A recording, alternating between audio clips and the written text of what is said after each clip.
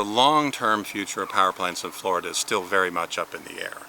We've been fortunate in that 3 of the most important power plants for manatees are being repowered now. So we will have at least a short-term future for those power plants. Several more are up in the air, and if we were to lose those suddenly, and they weren't there, we could have catastrophic losses of manatees in the wintertime.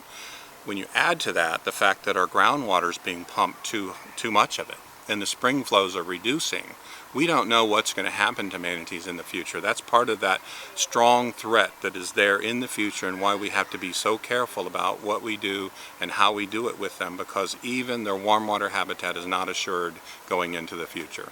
So one of our biggest concerns with a downlisting that would happen, now or in the next year, is that there's no plan in place for a future that doesn't include artificial warm water habitat for manatees. And when we say that, we're talking about like power plant outfalls. So we know that more than 60% of the Florida manatee population is reliant on these power plant outfalls. And while it's hard to predict what can happen in the future, it's not too far of a stretch to think that environmental regulation might come to a point where it's not allowable to discharge this warm water.